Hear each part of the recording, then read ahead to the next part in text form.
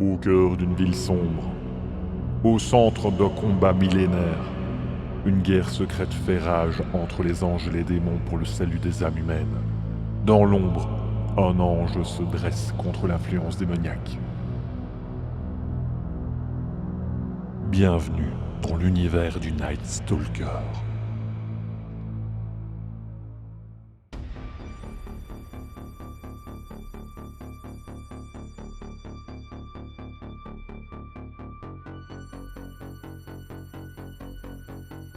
Autre figure iconique de cette cité, je dois bien avouer que ce flic me surprend encore et toujours. Beaucoup d'humains auraient abandonné et fouillé cette ville, sachant qu'une guerre y fait rage. Mais lui, contrairement aux autres, est resté et a pris part au combat. Proche du Night Stalker, il se démène pour dissimuler son existence aux yeux du monde, préservant le secret à sa manière. Très rapidement, il comprit les enjeux de cette situation. Qui a dit que les humains n'avaient pas leur place dans cet affrontement ? Ce qui est le plus ironique dans cette histoire, c'est qu'avant de connaître la vérité sur l'existence des anges, il traquait le Night Stalker, pensant qu'il s'agissait d'un homme dangereux. Piétinant sur l'affaire, il tomba dans l'alcool, ce qui entraîna des problèmes dans son couple. Mais étant toujours marié, il tente désormais de raccommoder les morceaux malgré qu'il ne vit plus avec sa femme. Il dort dans une chambre d'un hôtel assez miteux du centre-ville en attendant que sa vie de famille puisse reprendre correctement. Sa ténacité est impressionnante. Il ne rate aucune occasion pour être un bon père et si la possibilité se présente, d'être un bon mari. Souvent mal rasé avec une apparence que je qualifierais de négligée, c'est un fin limier hors pair. Et pour être franc, je ne l'ai jamais vu se séparer de son légendaire chapeau en feutre. On pourrait même réussir, parfois, à déduire son humeur selon la position du dit chapeau. Relevé, c'est qu'il est généralement perplexe ou embêté. Enfin bref, je vous passe les détails. La chose la plus impressionnante avec lui est la quantité de personnes qui lui doivent un service ou une faveur. Il ne manque jamais de ressources, et elles sont, sans fin. Il est un allié loyal et fidèle au Night Stalker, mais avec des capacités d'humain. Son don de déduction lui permet d'être très utile lors des recherches et des investigations en ville.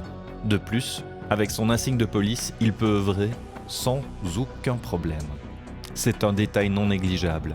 Mais perpétuellement en conflit avec son supérieur, il a beaucoup de problèmes avec l'autorité, ce qui lui a déjà valu d'être suspendu à plusieurs reprises. Quand on lui a confié l'enquête sur le Night Stalker, c'était une voie de garage dans laquelle il n'allait plus pouvoir sortir. Pourtant, après la découverte de la vérité, ce fut une bénédiction d'avoir un allié à cette place.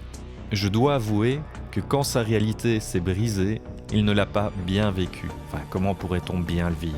Il fut témoin malgré lui de l'un des rites de Lucifer pour ouvrir un portail vers l'enfer. Je me rappelle encore, il fut pris au milieu d'une bataille violente et sanglante entre les démons et les anges. Comment ne pas être traumatisé en voyant tout cela ?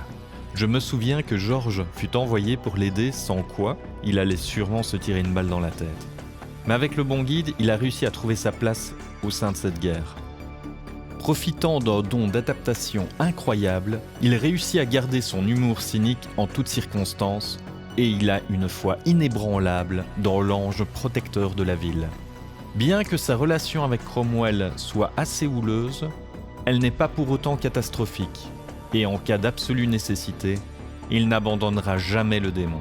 Son point faible reste son jeune fils Hagen.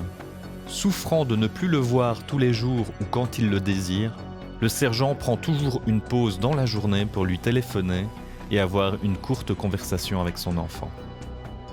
Il n'hésite pas non plus à recruter des initiés afin d'enquêter sur des cas moins importants ou ne requérant pas l'intervention du Night Stalker et ses comparses.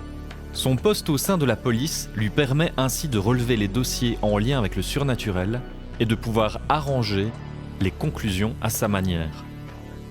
À mes yeux, il est la preuve vivante que les humains ont un rôle à jouer dans ce conflit et qu'il est déterminant.